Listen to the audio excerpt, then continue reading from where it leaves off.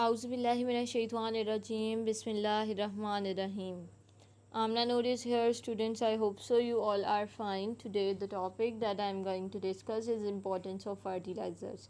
Students हम लोग chapter number 8 ninth class की बायोलॉजी का डिस्कस कर रहे हैं. हम लोगों ने ऑलरेडी न्यूट्रिशन का इंट्रोडक्शन, मेजर और माइनर न्यूट्रिएंट्स, इसके अलावा हम लोगों ने रोल ऑफ मैग्नीशियम और रोल ऑफ नाइट्रोजन डिस्कस कर लिया है. इसके अलावा हम लोग ऑलरेडी डिस्कस कर चुके हैं मिनरल्स का टॉपिक. सो स्टूडेंट्स, आज का जो हमारा टॉपिक है इम्पोर्टेंस ऑफ फर्टिलाइज़र्स. ठीक है, बेसिकली फर्टिलाइज़र क्या था बच्चों? ऐसा मटेरियल जो कि हम लोग सॉइल में ऐड करते हैं ताकि ज़्यादा से ज़्यादा प्लांट हमें मिल सकें, ज़्यादा से ज़्यादा यील्ड हो सके किसी भी चीज़ की, वीट की, राइस की. ठीक है, और प्लांट की प्रॉपर ग्रोथ के लिए भी हम लोग फर्टिलाइज़र्स का इस्तेमाल करते हैं. तो आज हम लोग देखेंगे फर्टिलाइज़र की इम्पोर्टेंस, और साथ ही साथ अगर हम लोग फर्टिलाइज़र बहुत ज़्यादा यूज़ करते हैं तो वो किस तरह से हमारे इन्वायरमेंट को इफ़ेक्ट करता है वो डिस्कस करेंगे. सो सबसे पहले व्हाट इज़ फर्टिलाइज़र.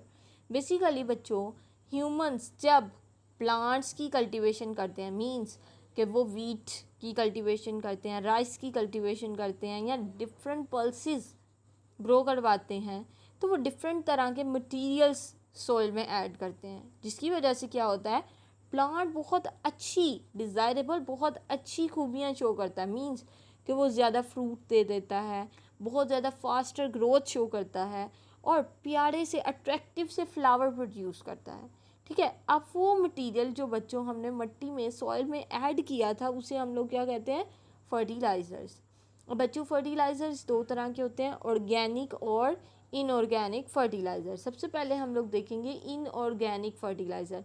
बच्चों इनऑर्गेनिक फर्टिलाइज़र वो जिनमें कार्बन, हाइड्रोजन, ऑक्सीजन शामिल नहीं होगा, और वो हमें ज़मीन पर ऑलरेडी मौजूद हुए मिलेंगे. मीन्स हम लोग खुद उन्हें तैयार नहीं करेंगे, वो ज़मीन पर ही होंगे. तो बच्चों कुदरती तौर पर जो इनऑर्गेनिक फर्टिलाइज़र मौजूद हैं ज़मीन पर, उनमें क्या है, रॉक फॉस्फेट, एलिमेंटल सल्फ़र और जिप्सम. अब बच्चों ये ज़मीन पर ऑलरेडी मौजूद हैं, तो हम लोगों ने लैब में ले जाकर इसे केमिकली मॉडिफाई नहीं किया. तो बच्चों अगर इनमें नाइट्रोजन बहुत ज़्यादा हो इस किस्म के फर्टिलाइज़र में, तो हम लोग उसे क्या कह देते हैं, ये क्या है, नाइट्रोजन फर्टिलाइज़र है. ठीक है, और ज़्यादातर जो इनऑर्गेनिक फर्टिलाइज़र होते हैं बच्चों, वो पानी में फ़ौरन से डिज़ोल्व हो जाते हैं.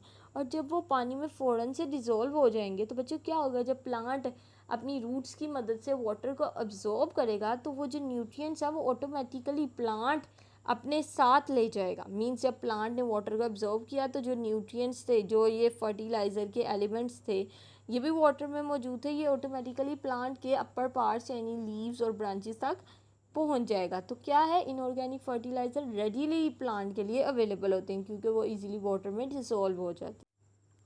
अब बच्चों ऑर्गेनिक फर्टिलाइज़र्स क्या हैं बच्चों? वो हैं जो कि प्लांट और एनिमल मटेरियल से मिलते हैं. मींस के हम लोग उन्हें प्लांट से हासिल करते हैं या फिर एनिमल के वेस्ट से हासिल करते हैं. ठीक है, और ये क्या होते हैं बच्चों, ज़्यादातर ये कॉम्प्लेक्स होते हैं, और प्लांट इन्हें जब इस्तेमाल करता है तो उसे तोड़ने में टाइम लगता है. मीन्स ये कॉम्प्लेक्स होते हैं ना, मीन्स डिफरेंट तरह के. अब जैसे प्लांट से हमें मिला है तो ये कार्बोहाइड्रेट, लिपिड्स होंगे.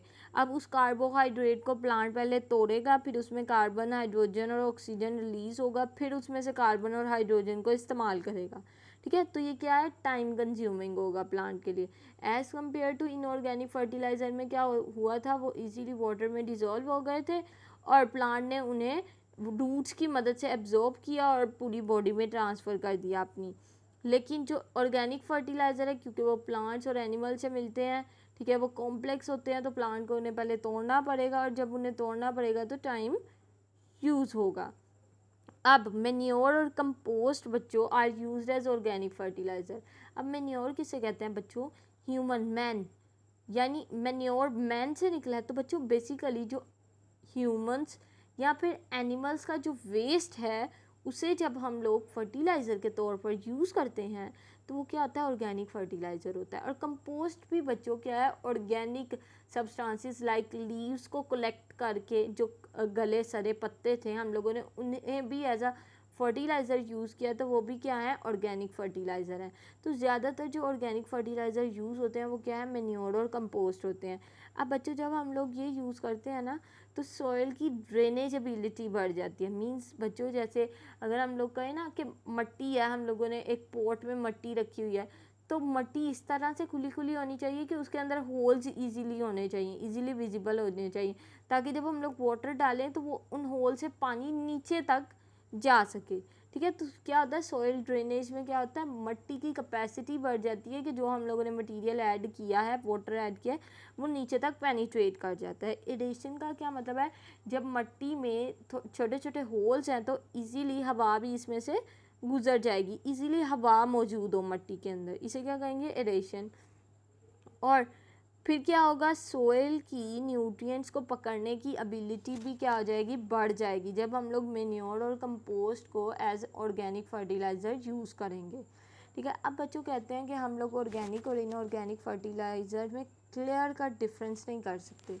मिसाल के तौर पर यूरिया, बच्चों यूरिया क्या है, ये जो हम यूरिन करते हैं वो क्या होता है, यूरिया की शक्ल में रिलीज़ होता है। तो यूरिया क्या हुआ, एक ऑर्गेनिक कंपाउंड हुआ क्योंकि ये ह्यूमन से मिल रहा है। ठीक है, लेकिन अगर हम लोग यूरिया को बच्चों केमिकल यूज़ करते हुए इंडस्ट्री में बनाएं तो वो क्या है, इनऑर्गेनिक फर्टिलाइज़र के तौर पर बन जाएगा।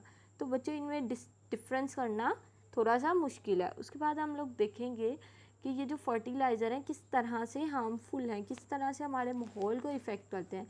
उसमें बच्चों सबसे पहले ये बताते हैं कि अगर हम लोग इनऑर्गेनिक फर्टिलाइज़र की एक बड़ी मिकदार सॉइल पे यूज़ करते हैं तो सॉइल की जो न्यूट्रिएंट को पकड़ने की कैपेसिटी है वो इफ़ेक्ट होती है। ठीक है, उसके बाद their high solubilities also degrade ecosystem, क्योंकि मैंने आपको पहले बताया कि इनऑर्गेनिक फर्टिलाइज़र पानी में इजीली डिज़ोल्व हो जाते हैं।